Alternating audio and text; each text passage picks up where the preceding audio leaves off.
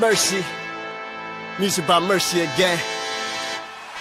Heat Nation, we the culture. Yo, E, I need you to call timeout. Need Brady to set the floor plan. Tropical blanket, open for the shot. Yo, Greg, set the pick. Still 5 on the floor, still ride for my dog. Still battle on the court, still survive in the war. Keep your eye on the ball, or get burned from the keep this mic off the wall without turning the cheek. From night to day, no sleepy paths or allowed to morning. The nut is sleeping us, never catch us snoring. Live from Miami, report in the heat with 5 reasons sports from the courts to the streets. Yeah, Wake County, Heat Nation, we say it proudly.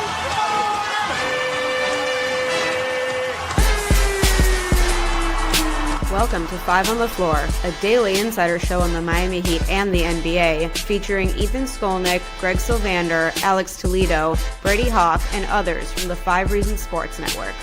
Also, make sure to subscribe to Off the Floor for the most heat anywhere.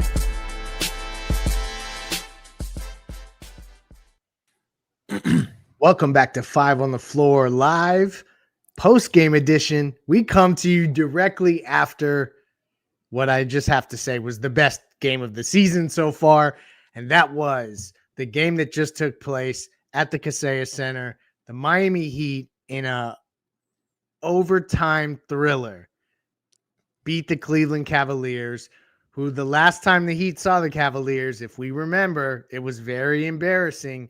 And tonight, they competed hard.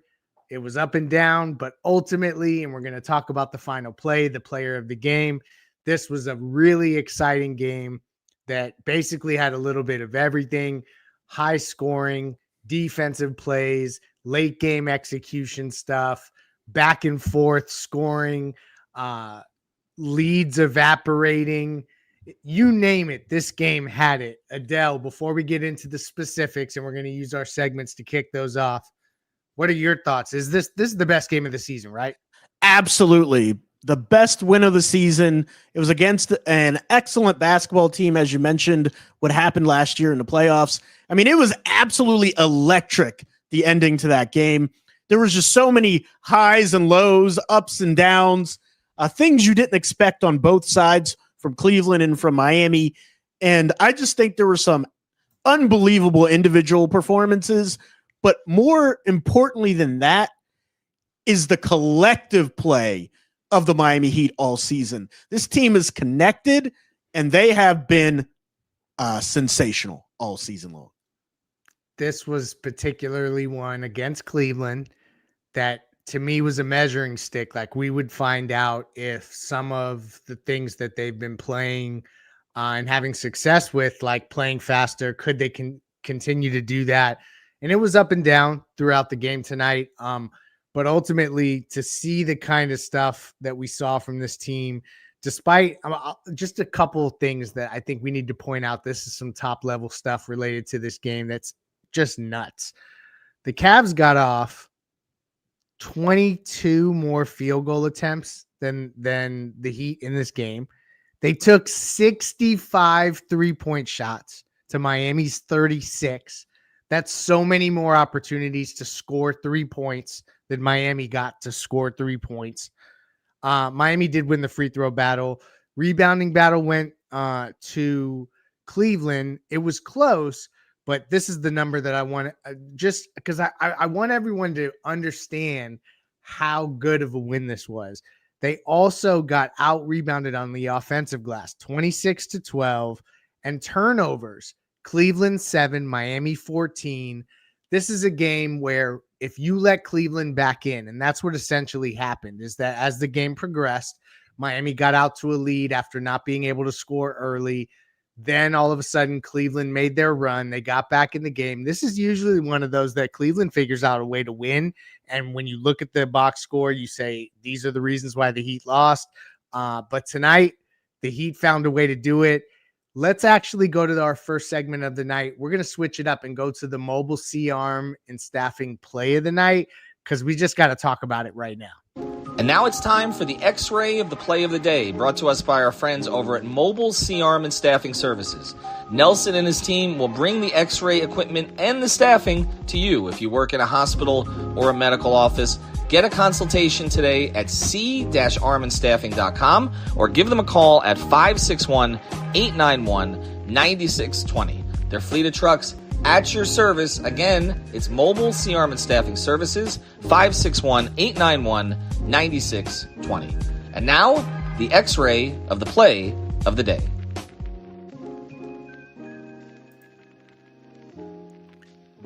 We rarely do the play of the day before the player of the night.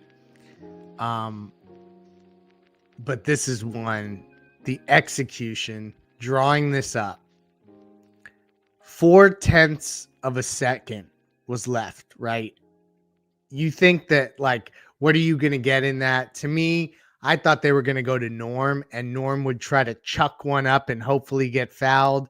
And that would be like the possession, right? That's what we're used to. And instead, they run this really quick hitting play where Wiggins darted to the hoop. He was all by himself with the way that the attention was on all the other guys, Adel, and Wiggs caught the dunk with 0.4 of a second left for the Heat to win 140-138. Just an unbelievable play because it's so with 0.4, you just don't think you're going to get that great of a look. It was right there for him. The pass was great, right from the inbounds, which is not an easy pass to make.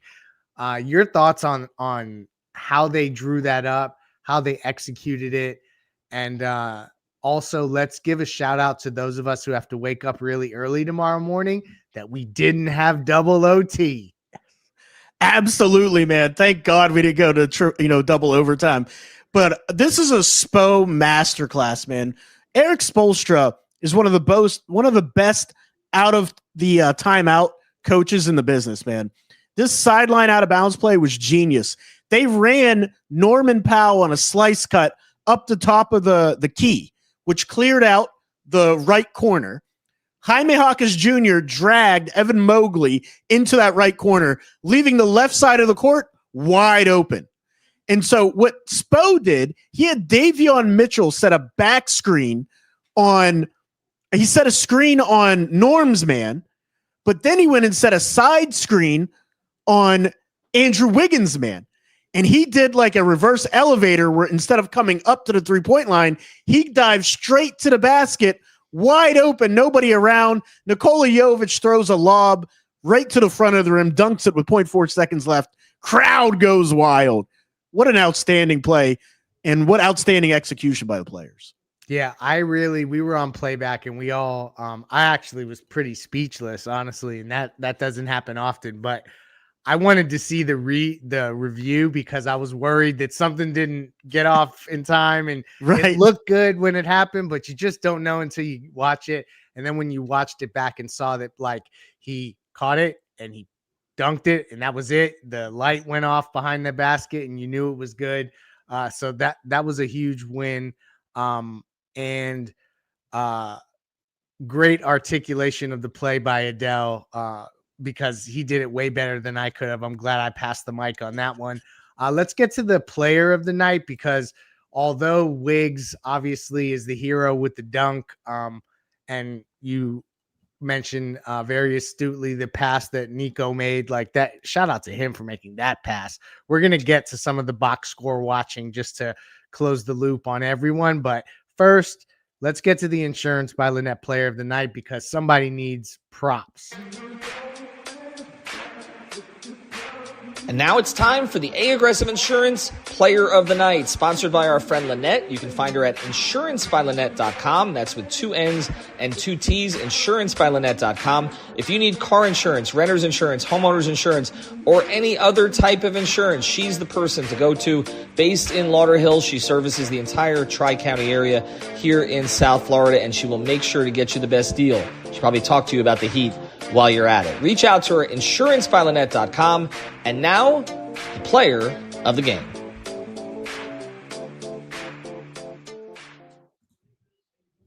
So many places we can go. Honestly, there were so many banner performances. We're going to talk about each one. Shout out to Eternal, because he always makes sure to message us and make sure that we catch all of the players. And there's been a couple nights where we missed giving props to certain guys. We're going to try to make sure we get everyone tonight, but we're going to start with Norm Powell, because over and over, he is finding ways to look better and better in a Miami Heat uniform. He had 33 tonight, 8 of 19, 14 free throws. He missed a real crucial one, but the fact that he's shooting at the clip that he really is playing like at a 50, 40, 90 pace. Just from an offensive perspective, he's really led this group. Your thoughts on Norm, I want to get in a minute, but I'm also going to give a really big shout out. So this is co-player of the game territory. I really want to shout out Kel'el Ware tonight. I think 20 rebounds.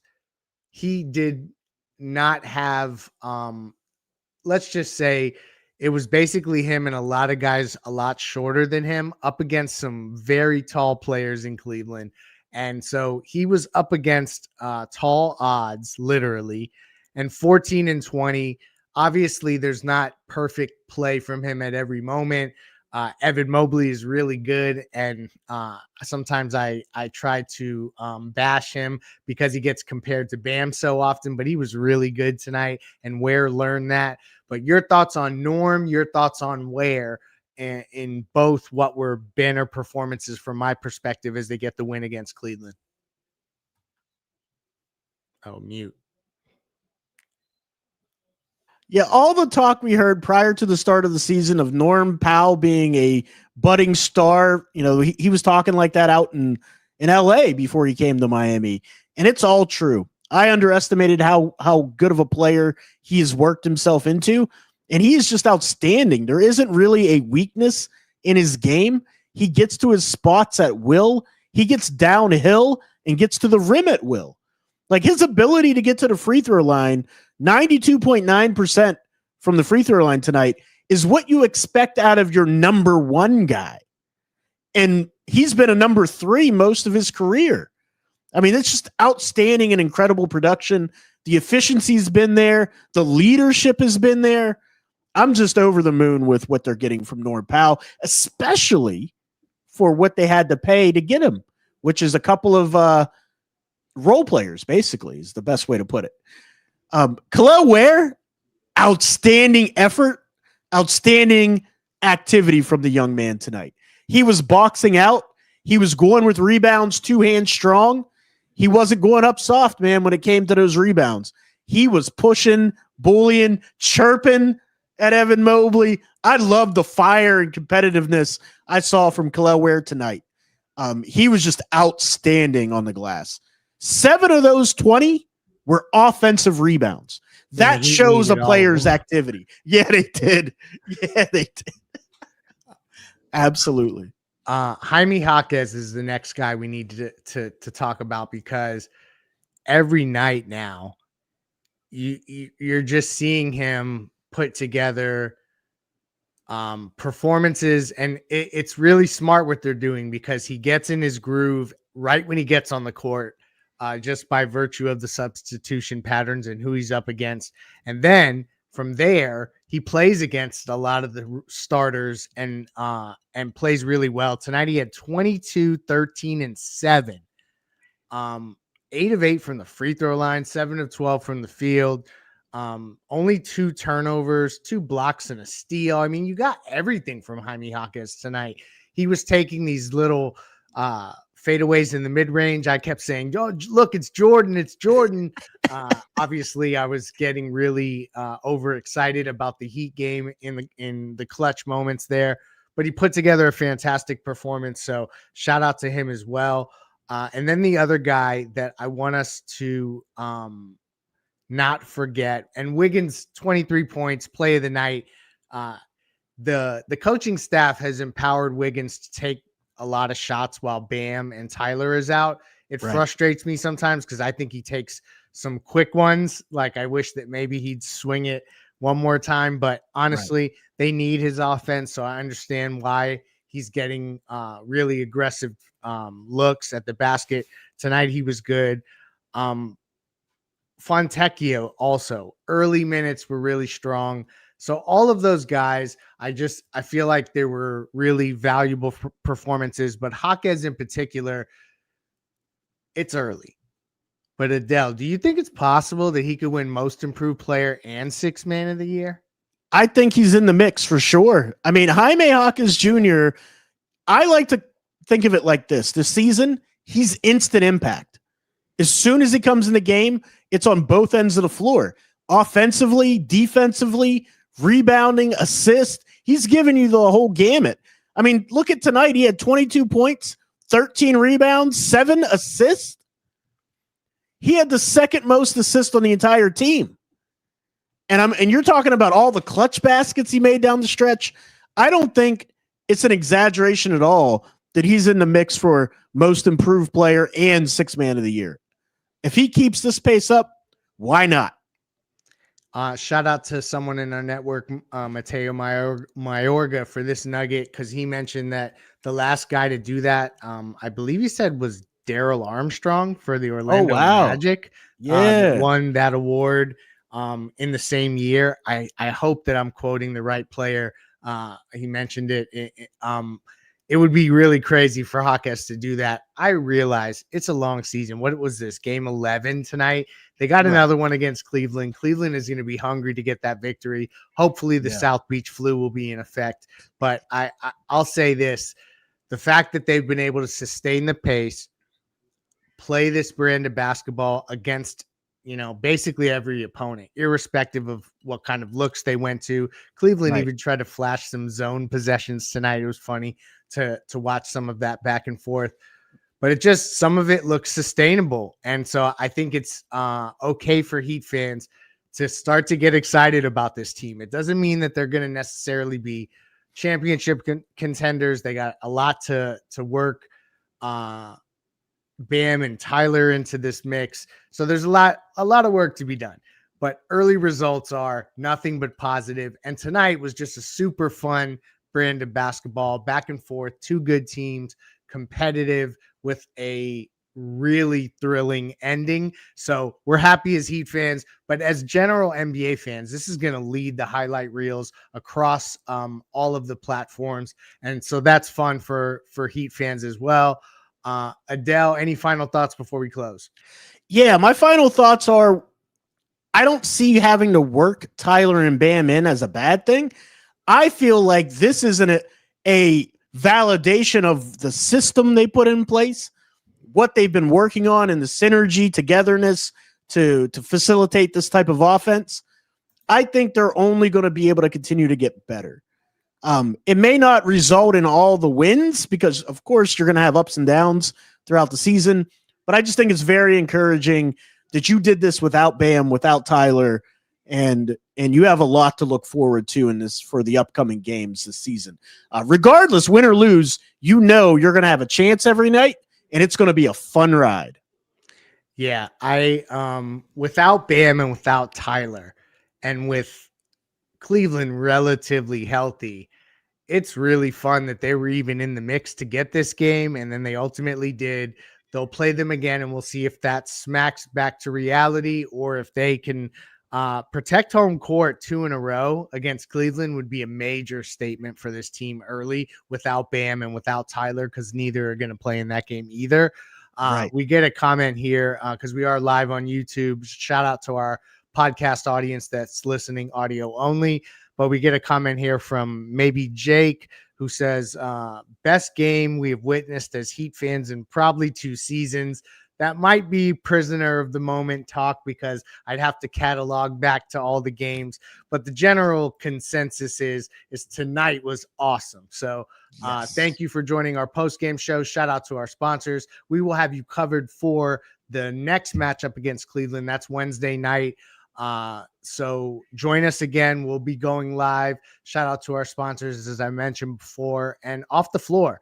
Don't forget to sign up for that. That's for the most Heat anywhere. $2.99 a month. You're going to be able to interact with a ton of Heat fans, talk transactions, talk draft prospects, talk winning streaks, lots of fun stuff, right? So check that out, $2.99 a month. The link is in the description of this episode. Thank you for joining us. Peace.